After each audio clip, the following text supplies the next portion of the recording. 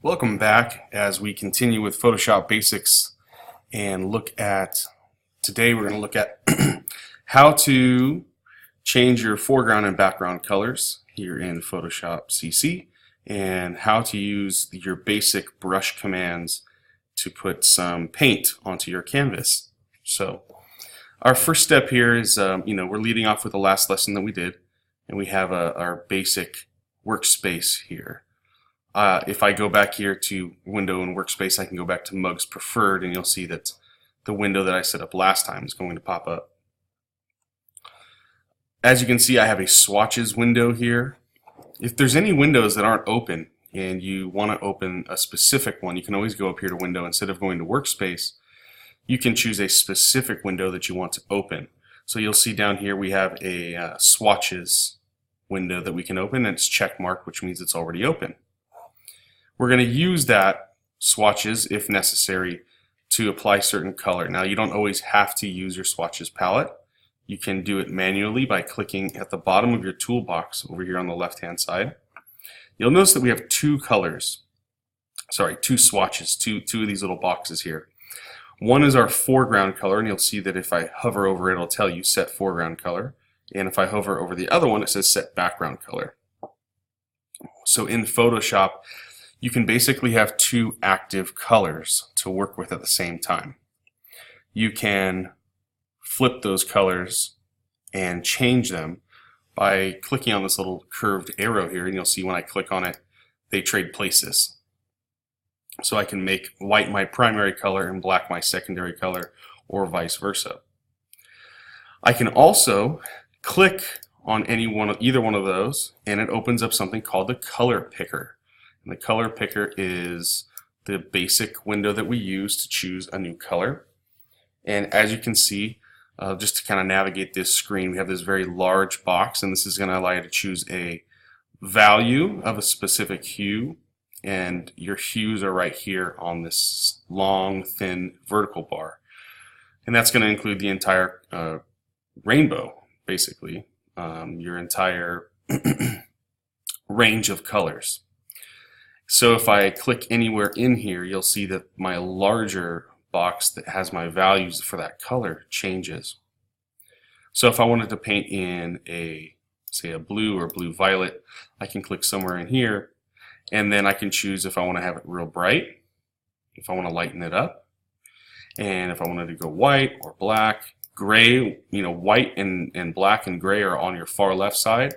And then your pure color, your pure hue, which would be this blue-violet, is in the top right corner, and if we go down, it'll be black. So it's kind of, you'll find different tones, and you'll find different values for each color here. Just here to the right of your spectrum bar, if we can call it that, you have your new color and current color. What that means is when you opened your color picker, what color was chosen. That'll tell you what your current color was. And any changes you've made since you opened up your color picker window is going to be here on the top. So you'll see that the change has been made. If you wanted to do a very specific color, you can dictate that down here where all these numbers are. This is for a later lesson, since today we're just going to kind of do the basics. So we're going to click OK, and you'll see right over here on the left hand side we have a new color. We have a violet color and then white as our background. So I can go back in and click on background color and choose another one. So I'm going to pick something like a yellow orange, and I'll make it nice and bright. Again, you can see the current color was white, and now I've changed it to a yellow. So now my two colors that I have available on my foreground and background are a violet and a yellow. Okay. Let's start putting some color onto our canvas. The basic brush, which is right there, the shortcut, as you can see, any tool you hover over, by the way, it'll show you the shortcut to that tool. Also, if there's a little triangle in the bottom right corner of that tool, that's telling you that there's more than one tool there. So if you click and hold it down, you'll see that we have 4 options for our brush. The one at the top here, this is your basic brush. So that's where we're going to start today. So you'll see that there's this circle here as my cursor. That tells you the size of the brush and as I brush along my canvas here. So I'm just clicking and dragging. You'll see it's a very soft brush, so the edges are not hard. We can change that a couple different ways. So first I'm going to show you the kind of the lengthier way where you use a drop-down menu, and then later I can talk to you a little bit about the keyboard shortcuts. So on the top left up here, you'll see it says 150. If we click on the arrow next to it, it's going to give us options for our brush.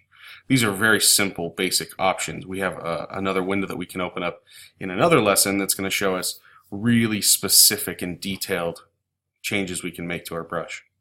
So you'll see here 150 pixels is the size of our brush.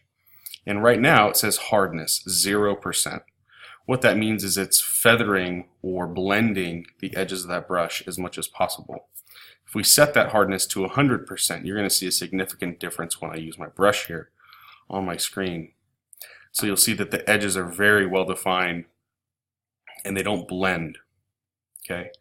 So if you want your brush, depending on what your application is, you may want to fill the entire area of the brush versus feathering or blending the edges. Okay, if I press the letter X on my keyboard, you're going to notice that right over here on my toolbar, my colors switch places. My foreground and background color will trade places. The shortcut is the letter X, but you can also just click on this curved arrow and they'll switch places. So if I set the yellow on top, this is my foreground color, I'll begin painting with yellow. And again, I can go back up here, change the hardness back to 0 if I wanted to, and you'll see that we can actually kind of get these colors to blend into one another. These are the real basics here of using your brushes. And you can easily switch back and forth, going between violet and yellow by hitting X, and so that's all I'm doing here is I'm painting one line, hitting the letter X, painting another line, X again, so on and so forth. Let's look at changing the size of your brush. You can, again, the longer way is to go up here to your brush options and you can increase or decrease the size of your brush. We can go as small as 1 pixel, and I can even type that in. So on this particular document, I don't know if you're going to be able to see it very well. It's going to just kind of maybe look like a line. Yeah, it's real thin. This is a fairly good sized document because we set it to 300 pixels per inch, 300 resolution. If we increase the size of that brush, it's going to get thicker and thicker. The shortcut for that, and I rarely go up here to the drop-down menu to change the size of my brush. I use the bracket keys just to the right of the letter P on your keyboard. So you can take a look at your keyboard and see that there are 2 brackets. The one on the right will make it larger, so right here. The one on the left will make it smaller, and that's the quickest way to change the size of your brush. If you hold Shift and press those same keys, it changes the hardness or softness of your brush. And so if I hold Shift and I press the right bracket, it makes the brush harder. And if I hold Shift and press the bracket key on the left, it makes it softer. And the longer you hold it down, the more of an adjustment it makes. Okay, so those are the basics of the brush. We're going to go into a little more detail in another lesson here and look at some more brush options and look at scatter brushes and all those types of things. But that's what we have for today.